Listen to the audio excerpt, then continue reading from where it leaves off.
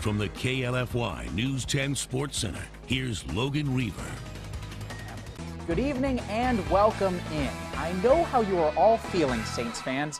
It's been a couple hours. The heart rates are back to normal. You're back to your sane self.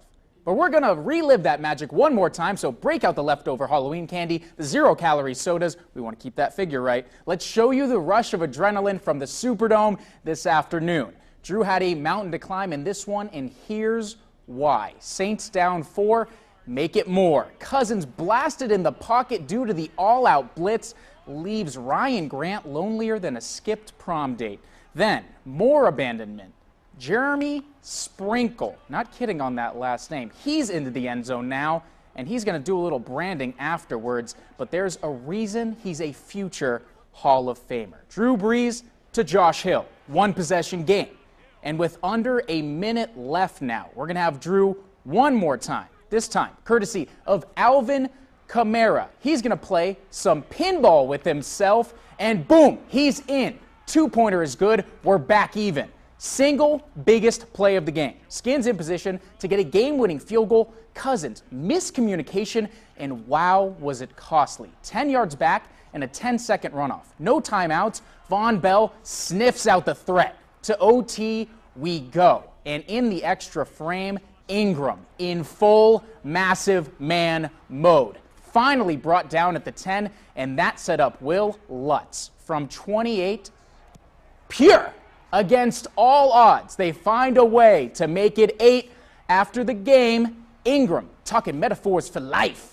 A lot of things oppose the 1-7 Demons tonight, but I will tell you this. If there is one great equalizer in football, it is weather. It is supposed to come down tonight in terms of the rain here. Look, Church Point scores a lot of points. They are averaging 39 points a game over their last 3, all of which have been wins. Look, for the Demons, they kind of don't really do that. They're on the other side of the spectrum. They are averaging 5 points a game over their last 3, all of which have been losses. Look, you can call me crazy, but I've seen it happen before. Wet and sloppy games tend to favor the underdog. One big play can happen and all bets are off. Everything that we thought we knew before is totally against what is actually happening. What is up, guys? Let's start by taking you over to New Iberia High. LaGrange on its first drive after being sacked back-to-back times, third in forever. This kid, Anthony Johnson, playing like he's the Madden cover boy. Hits a couple juke sticks and turns on the turbo. 80-yard touchdown shouldn't look that easy, but he tends to do that. Then Colton Frank easily finds Jalen Dobson. Dude loves celebrating with his bros. LaGrange comes in and hands Nish their 4th straight loss, 35-30. Westgate coach Ryan Anton hosting Patterson. Look, Patterson is the Lumberjacks, and they were chopping some wood tonight. They need extra help, but they were able to get the tree down on this occasion. But the big oak, Darian Charles, fires back. A strike to Mr. Fantastic, Keith Lopez. I say that because the dude's arms are longer than those waving inflatable guys at car dealerships. Westgate would take it 28-20. Catholic New Iberia was having a party tonight. Check out the Panther. Hey, my guy. Loving life. That would translate to the field. Zoe Cormier pounds it in from short, and then a dose of the same medicine courtesy of Ben Landry. Annihilation by Catholic, 56-8 when the final whistle blew. George, back to you, my man. Well, there is a reason that they are the defending champions. The New Orleans Saints experienced an old-fashioned beatdown in their home opener, courtesy of the New England Patriots. Most of this due to the fact that Tom Brady put on his angry face and absolutely dismantled the Saints secondary. 447 yards, 3 touchdowns, all of which came in the first quarter. The Saints defense can agree. That Brady guy, pretty good.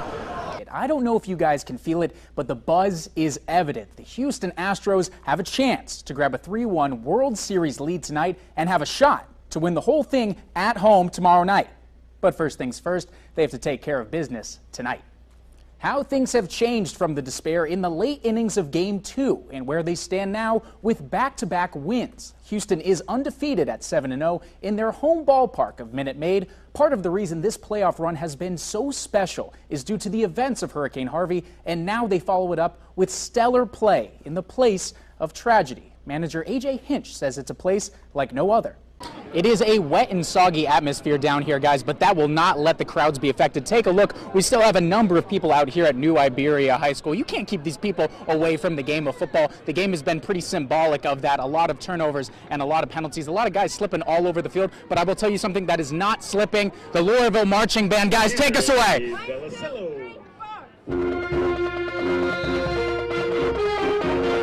So we're going to be out here all night. Big game coming up at 8 o'clock with West State and New Iberia. George, back to you in the studio. For decades, football has become life in many areas of the United States, and that is no different here in Louisiana. It is more than a game for most. It is an obsession. The game is loved for so many reasons, but there is one problem, a big one.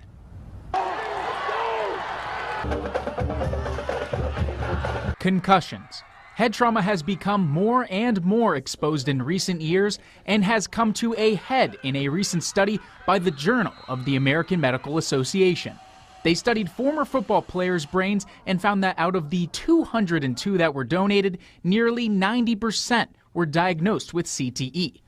Chronic traumatic encephalopathy, that's whenever there's a buildup of certain tau proteins within the brain. Tau protein is a particular type of protein that ends up creating like a dark spot in the brain. It can block the way that the nerve flows. And typically we've ended up seeing that with mood disorders and stuff.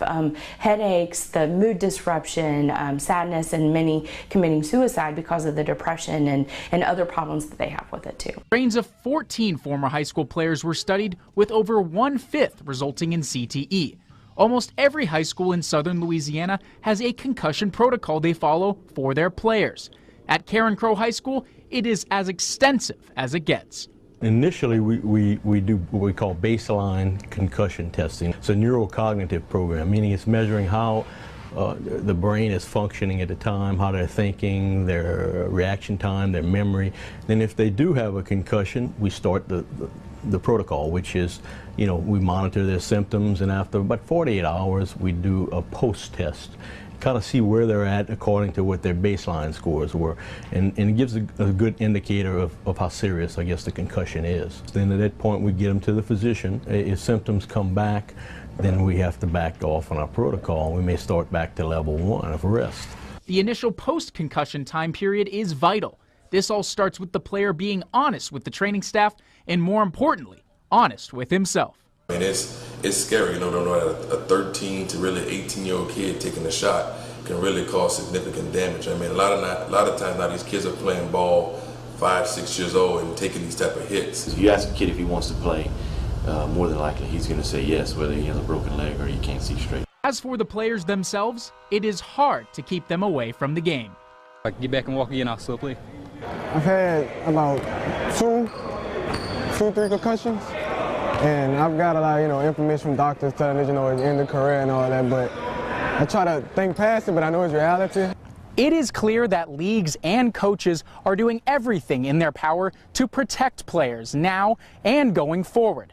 But this all does beg the question, if you are a player, no matter what level you are playing on, is this game you love worth the risk when it is all said and done?